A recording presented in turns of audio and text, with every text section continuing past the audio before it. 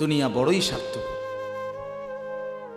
এটা রাক্ষস, শুধু গিলে খায়, তৃপ্ত হয় না, তৃপ্ত হয়। সেদিন আমি এক কুটিপতির বাড়িতে গেছি, অনেক বড় সম্পদশালীর বাড়িতে গিয়া তার বাসায় বাথরুমে গেছি। দেখি যে বাথরুমের যে দরজার যে সিটকারি লাগায়, তো সিটকারিটা আছে, কিন্তু সিটকারিটা যেটার মধ্যে লাগায় ছোট্ট বল্টু একটা, এটার মধ্যে লাগায় যেটার মধ্যে আর এটা নাই। এবারে লাভ হলো কি, এটা কিদের মধ্যে লাগা, কথা বুঝছেন না আপনি?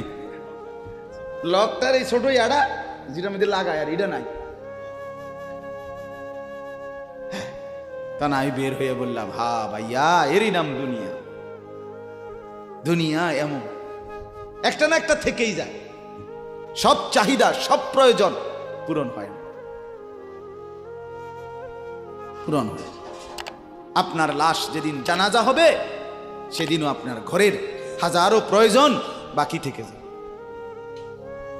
বাকি থেকে। পৃথিবী হাসবে ঠিকই, সিএনজিও চলবে, অটোও চলবে, সূর্যও ডুববে, চাঁদও উঠবে, রাতও শেষ হবে, দিনও আসবে, কেউ থামবে না আপনার জন্য। আপনি শুধু চলে যাবেন একা কবর, কেউ থামবে না। এরে বাপ, কেউ থামবে না। ছেলেরা আজকে বন্ধুর পাল্লায় পড়ে নষ্ট হয়ে যাচ্ছে। আহ, সমবয়সী বন্ধু তোমার উলঙ্গ ছবি দেখায়া, নর্তকী দেখায়া শেষ করে দিল, তুমি বুঝলা না। সমান সমান বন্ধু একসাথে তোমার জুয়ার আড্ডায়, মদের আড্ডায়, নারীর আড্ডায়, আহ, আফসোসের ব্যাপার। ভাবতেই শিখেন একজন মানুষ সুস্থ স্বাভাবিক, একজন সতেজ সবল মানুষ, সে কেমনে এত বোকা, নিজেকে ধ্বংস করে। আমি যখন এখন এই মাত্র যে দিদা আসতেছিলাম গাড়ি দিয়া, একটা ছেলে প্রতিবন্ধী, ছোট একদম প্রতিভা, সে দাঁড়াইয়া রয়েছে মাঝখানে, মানে গাড়ির হরনও বোঝে না, কিছুই বোঝে না সে। পরে আরেকটা ছেলে ধরে তারে এক পাশ করে দেওয়াতে তারপরে আমার গাড়িটা আসছে এই এখানে। এখন এই ছেলেটা তো অবুঝ হইতে পারে, এই ছেলেটা তো প্রতিবন্ধী, সে তার ভালো মন্দ বুঝে না। কিন্তু তুমি ছেলে সুস্থ সবল স্বাভাবিক যুবক, তুমি কেমনে নিজের ভালোটা বুঝো না? তুমি কেমনে নিজের ভালোটা বুঝো না বলে? এত মানুষের জানাজা, কবরস্থান নাই এমন কোন এলাকা আছে বলেন? আপনাদের মহল্লায় কবরস্থান নাই? আপনারা কোনোদিন জানাজা পড়েন নাই? আপনারা লাশ দেখেন নাই? তাহলে জলজ্জান্ত মানুষ আজকে কবরে। জনাব হযরত মাওলানা আব্দুল বারী সাহেব, আমার তো পুরা মনে আছে, কত সময় আমার সাথে, কতদিন বয়ান একসাথে দেখছি, বসছি, কথা বলছি। কোথায় হারিয়ে গেল? কোথায় চলে গেলেন? এইভাবে পরিচিত চেনা মানুষগুলো প্রতিদিন হারিয়ে যায়, কবরে চলে যায়। এরপরও কি আমার কলিজার ভিতরে একবারও এই ছেলে বয় বেটা, আহাম্মক থাকার বেটা, জিন্দিগিটাই ছবি, জীবনটাই ছবি, একেবারে যেটা পাও। আজ মুসলমানের যুবকের কথা হইল, বেঈমান ইহুদি আর কাফেররা আমাদেরকে এরকম ফাঁদে ফেলাইছে যে যা কিছু আছে 24 ঘন্টা মুসলমানের ছেলে মেয়ের হাতে মোবাইল তুলে দিছে, যেটা ফাও শুধু ছবি উড়াই আমগো কাছে পাঠায়।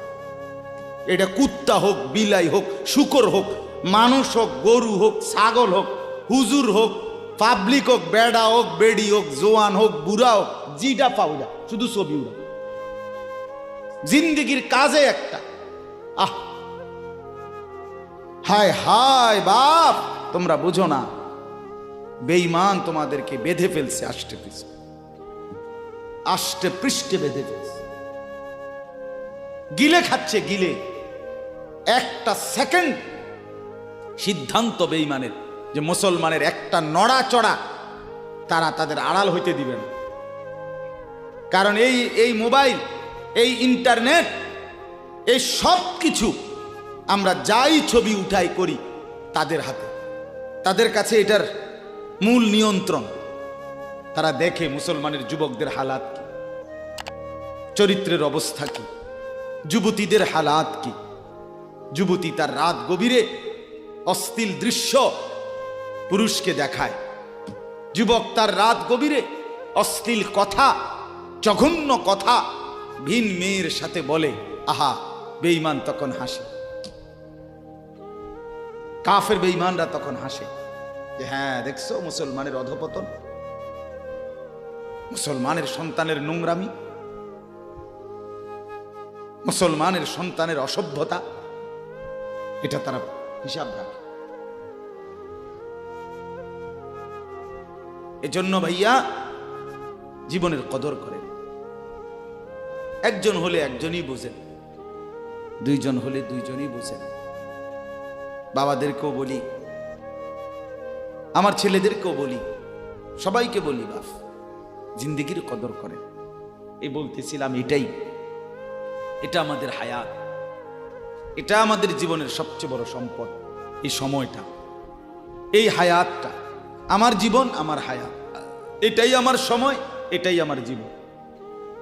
যেটা ঘন্টা, মিনিট, সেকেন্ড, এটাই আমার জিন্দিগি। যেটা জিন্দিগি, এটাই ঘন্টা, মিনিট, সেকেন্ড।